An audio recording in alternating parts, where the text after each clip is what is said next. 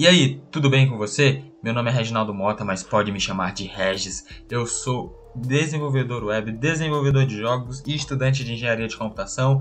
E hoje eu estou aqui para começar um novo conteúdo da playlist Lógica de Programação, que são as coleções. Até agora nós já vimos bastante coisa. Nós já vimos o que são algoritmos, nós já vimos o que são variáveis, nós já vimos por que utilizar computadores, o que são linguagens de programação, quais são os operadores. Então nós já vimos a criação e a manipulação da informação aqui com a linguagem Python. E hoje nós vamos começar a ver como organizar, como armazenar várias informações juntas, que são as coleções, tá certo? Nessa primeira aula nós vamos estudar o que são as listas, né? Vamos estudar todas as 4 coleções que existem na linguagem Python. As listas, as tuplas, os sets e os dicionários, tá certo? Nessa aula em específico, você verá o que são listas. Então, sim, bora pro vídeo. O próximo que a gente vai ver vai ser as coleções, certo? Bom, coleções.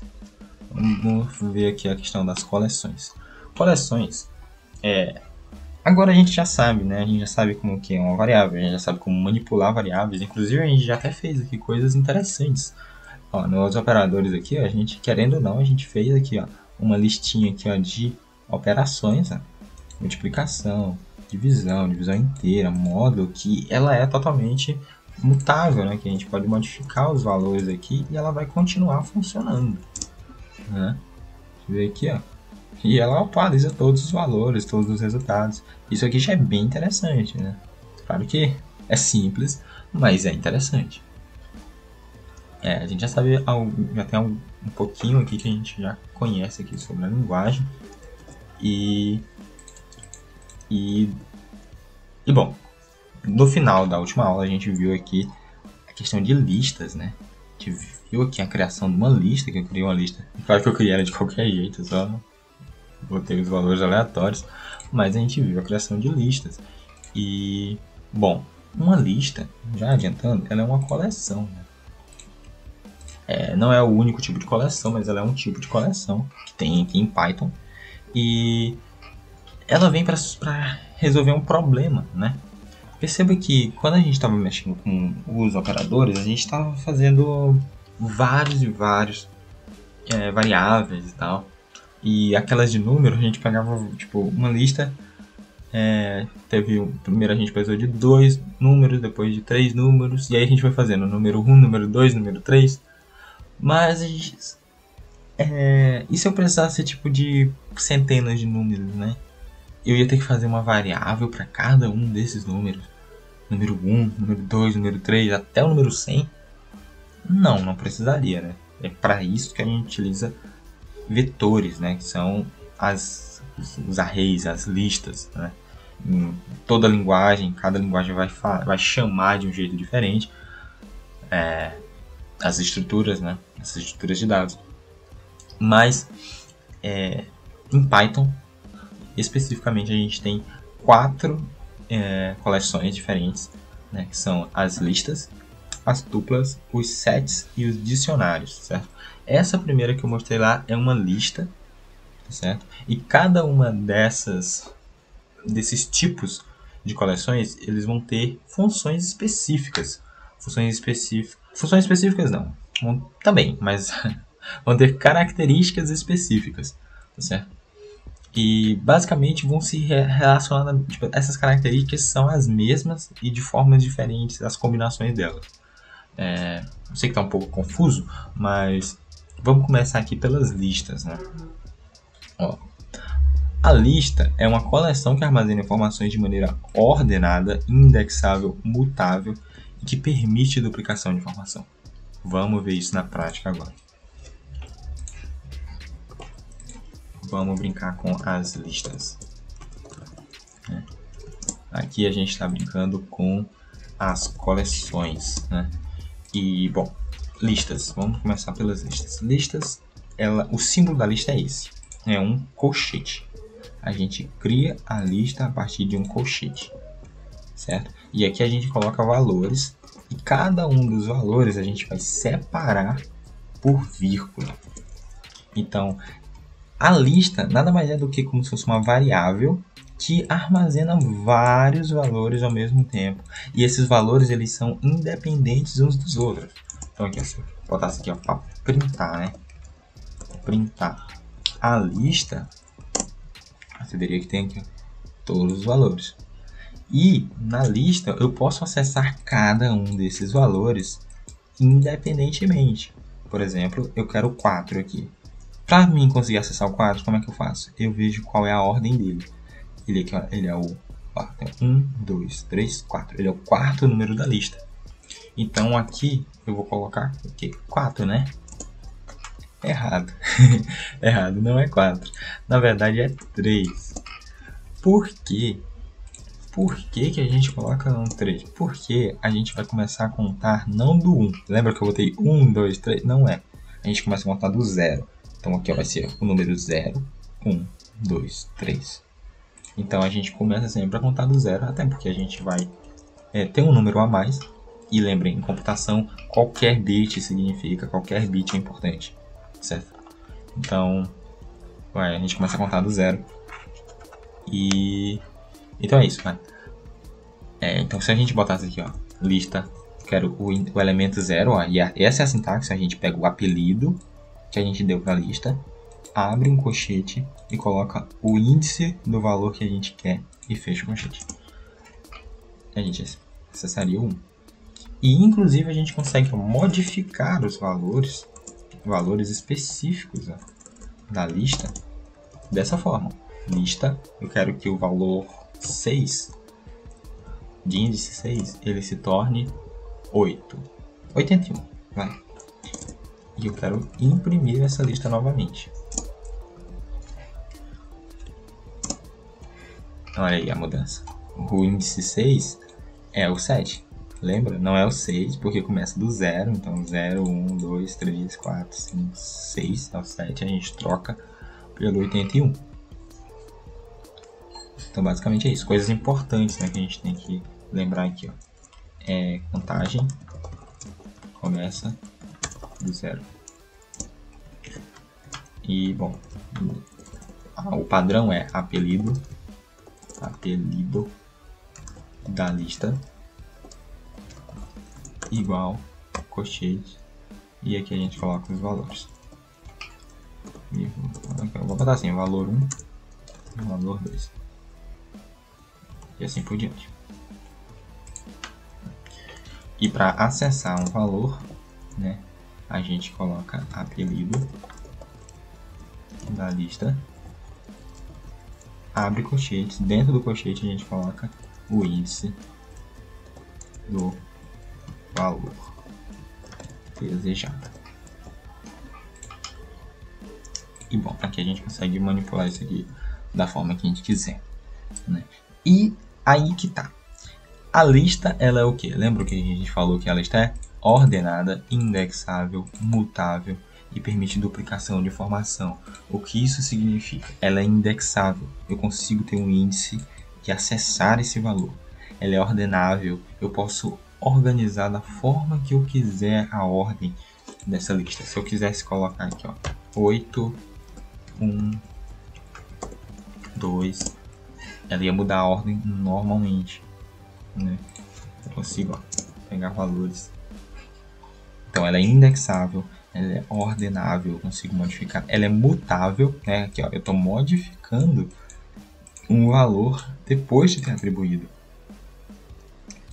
E eu também consigo expandir essa lista, né? Como é que eu expando a lista? Eu posso colocar aqui, ó, lista ponto, né, ponto append e o valor que eu quero adicionar. Eu quero adicionar uns 4, por exemplo. Se eu botar para imprimir a lista novamente, você vai ver que a gente vai ter aqui, ó, 4 adicionando. Então ela é mutável, a quantidade de valores dela muda. A gente consegue modificar. E ela permite duplicação também. Então aqui, ó, se eu tivesse aqui, ó, se ao invés de querer adicionar um 4, eu quisesse adicionar um 5, porque já tem o elemento 5, tá vendo? Se eu quisesse adicionar um 5, ó, ela ia adicionar normalmente. Então é isso. A lista ela é isso. Ela é mutável.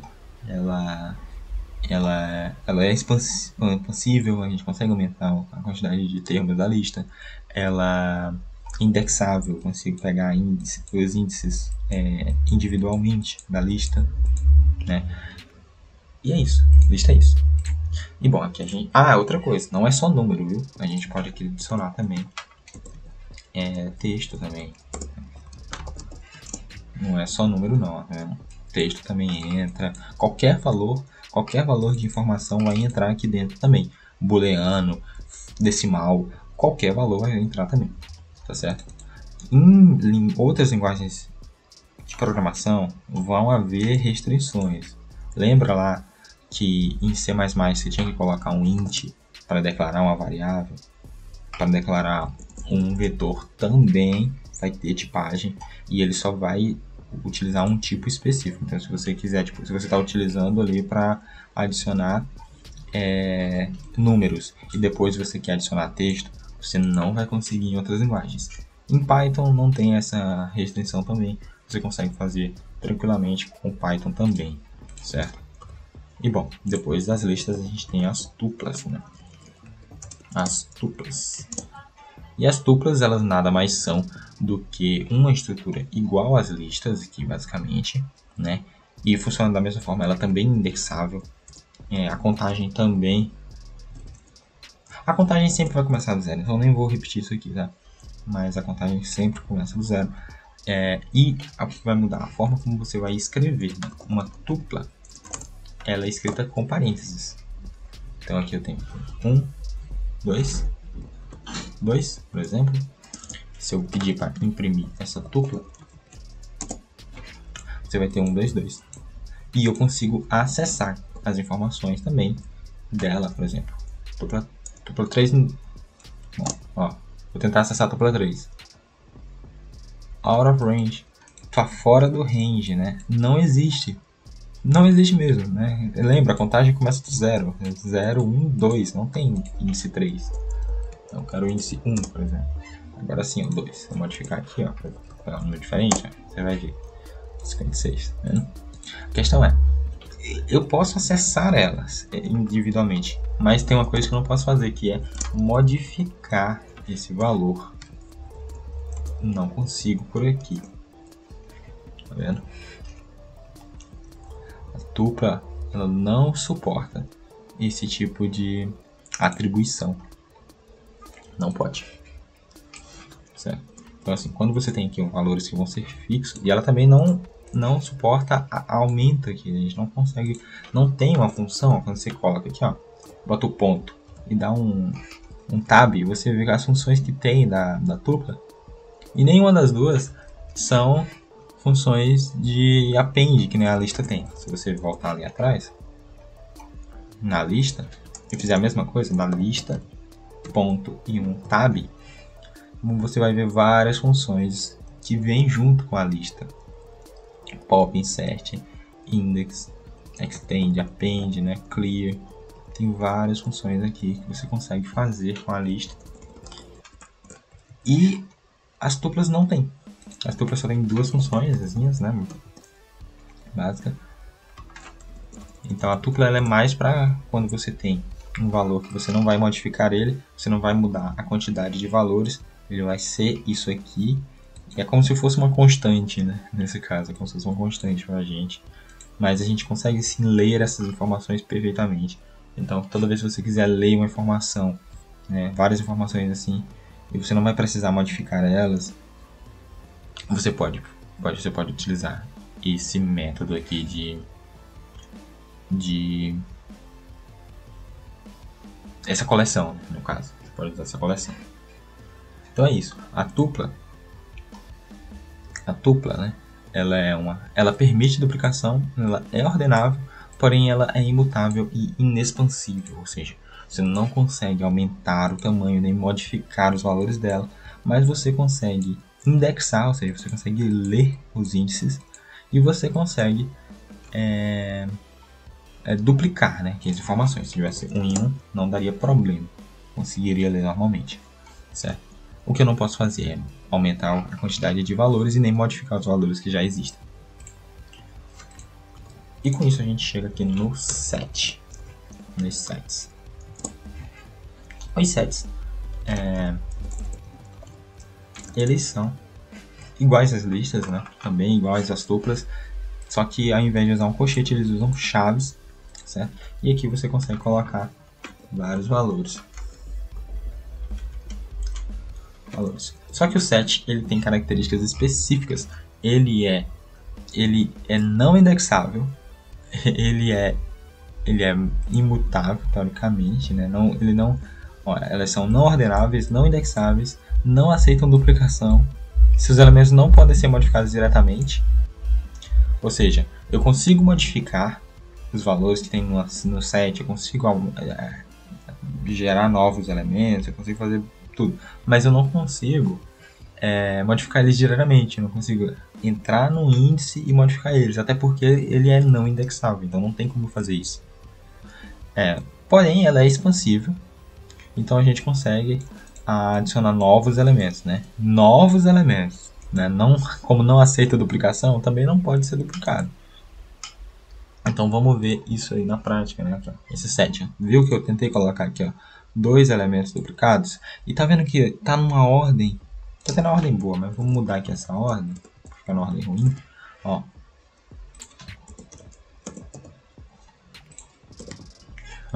Tá todo bagunçado a ordem, né? Então vamos imprimir esse set aí. Sets.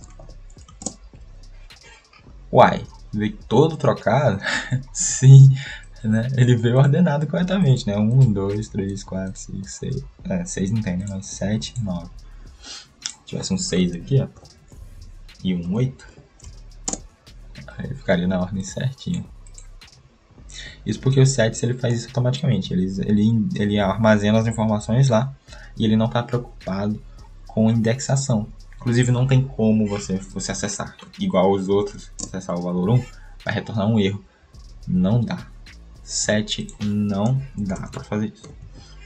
Mas também tem várias funções aqui que a gente consegue ver, a gente consegue adicionar, a gente consegue limpar, a gente consegue copiar, a gente consegue remover elementos. Tem várias coisas que a gente consegue fazer aqui, mas as características principais são essas. Apesar da gente conseguir adicionar, a gente não consegue tanto adicionar elementos duplos, né? Então, tipo, se eu colocasse add 1, por exemplo, não faria diferença, certo? E se eu botar aqui para imprimir aqui, né, 2 vezes, a gente ver se mudou alguma coisa, vai ver que não mudou. No entanto, se eu quisesse adicionar um 10, aí sim a gente conseguiria adicionar.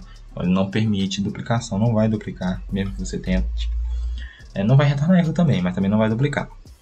Ele já retorna ordenado. É claro que isso funciona muito bem para número, não funciona muito bem para texto, né? Que se a gente tivesse um texto, cadê? Se a gente tivesse um texto aqui, A, E, I, O, U. Você pensa, vai ficar na ordem alfabética, né? Acho errado, né? Não vai. Consegui A, U, E, O, I, totalmente errado a ordem, né? Então, assim, funciona muito bem para números. Números vai funcionar muito bem. E depende também, se for números que tem, tipo, ponto flutuante, se for com por exemplo, imagina um número decimal aqui, 2.1. Você vai ver que o 2.1 ficou depois do 3. Tá vendo? É bagunçado. Então, tipo assim, a ordenação dele funciona muito bem com números do mesmo tipo. E se a diferença for maior de 0.2, né, essa ordenação aí vai funcionar. Mas também essa ordenação não é assim que a gente ordena coisas. A gente tem algoritmos específicos para ordenação. Então, se você vai utilizar um set só pela ordenação, não utilize. Aprenda algum algoritmo de ordenação e vá por lá mesmo, que é melhor. Certo? Então, basicamente é isso. O set é isso. E agora a gente tem um que é muito importante, que são os dicionários. Dicionários. Os dois mais importantes, né? Os questões importantes são dicionário e listas, certo? E os dicionários, eles são, por exemplo, vamos ver aqui, pensa comigo. A gente viu até agora toda uma forma de indexação pelo índice, né? Pelo número da posição que a gente tem naquele elemento. Mas e caso eu não saiba a posição? E caso eu tenha tipo milhares, milhões, bilhões de dados num banco de dados e eu queira acessar informações específicas de alguém, só que eu não sei a posição. Eu não sei. E até mesmo registrar esse número na minha cabeça seria complicado. Como que eu posso fazer para ter uma forma mais eficiente, mais eficaz de encontrar essas informações? Será que eu vou ter que ir desde o início e comparando os valores até achar o valor que eu quero? Bom, poderia, né? Mas não é a forma mais eficaz. E a gente tem, e é para isso que existem os dicionários, né? O dicionário aqui, por exemplo, ele funciona da seguinte forma, né? Você também utiliza aqui as chaves, tá certo? E aí você vai fazer o seguinte, você vai ter um elemento aqui que ele vai ser a chave e um elemento que vai ser o valor em si, né? Aqui, posso colocar aqui, ó, uma chave chamada dono do canal e uma função que retorna o meu nome. Aliás, uma chave, né, que retorna o meu nome. E porque eu posso ter. Então aqui a gente vai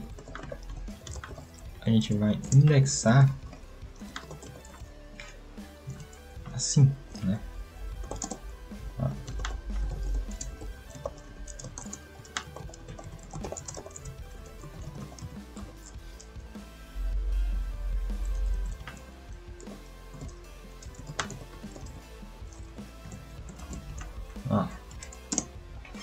Isso aqui é a forma como você constrói um dicionário.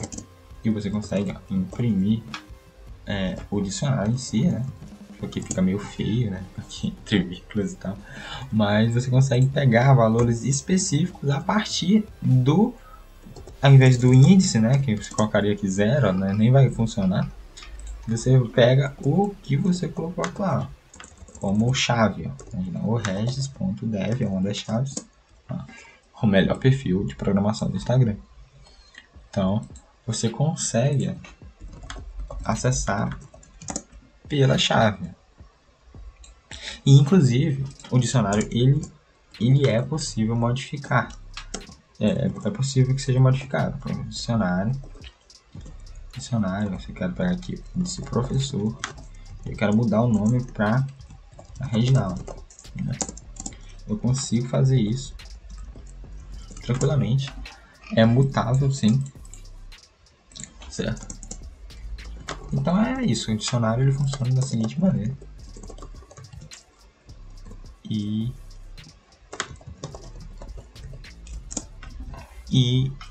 a gente consegue aumentar também a quantidade de elementos, certo? A gente consegue tipo criar aqui, ó. Imagina que eu quero criar um que não existe, né?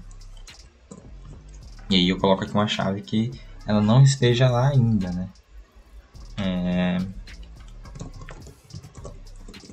Sei lá.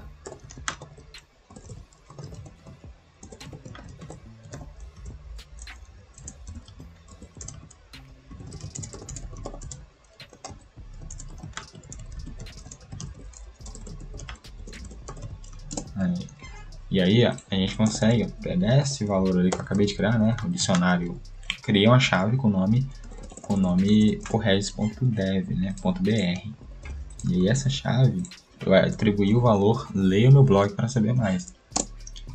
E aí, ó, você consegue adicionar. Então agora se a gente visse, né, pedisse para imprimir todo o dicionário, você veria que agora ele tem o dono do canal aqui, tem o professor, tem o regis.dev, só que ele também tem o regis.dev.br também adicionado dentro do dicionário, né? Então aqui a gente tem todas as coleções que a gente tem em Python, né? São essas 4, as listas, as tuplas, os sets e os dicionários. Também a gente poderia ver aqui as matrizes, só que matrizes basicamente são listas que armazenam outras listas, né? Então aqui, né, se a gente fosse fazer aqui uma matriz, seria uma lista e cada linha da lista seriam outras listas, né? Então aqui é uma matriz igual na matemática mesmo, né? Uma matriz aqui. Então aqui a gente tem as linhas, tem aqui colunas, né? Mas basicamente no final das contas é só uma lista que todos os elementos dela são outras listas, né? E é isso de coleções.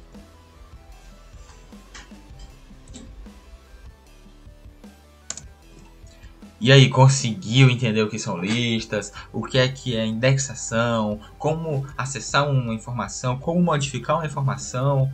É claro que nem toda coleção vai permitir você fazer isso, hein? Listas, quais são as vantagens da lista? Justamente essa, você consegue mudar, você consegue indexar, você consegue ordenar da sua maneira. Então, se você conseguiu entender tudo isso, parabéns, você já está apto para ir para o próximo vídeo ou para desenvolver projetos com listas. E é o seguinte, se tiver alguma dúvida que restou aí, deixa aqui nos comentários que eu vou estar respondendo todo mundo, tá certo? Caso tenha alguma dúvida que não é sobre isso, não é sobre lógica de programação, alguma coisa assim, também pode deixar aqui embaixo, ou me chamar lá no direct do Instagram, deixar sua sugestão aqui de conteúdo, que eu vou estar vendo também. Você pode ir lá tanto no Instagram quanto no TikTok, colocar o regis.dev, lá você vai conseguir encontrar as minhas duas contas. Em ambos eu faço conteúdos diferentes, tá certo? No Instagram é mais ali um negócio de conteúdo textual mesmo, para você ler e tal, ficar sabendo umas curiosidades. Aqui no YouTube é um conteúdo mais focado em programação mesmo e tal, ensinar essas coisas. Já lá no TikTok eu explico o conceito de programação, eu mostro umas curiosidades lá também. Então me encontre em qualquer uma das redes sociais. Te vejo no próximo vídeo.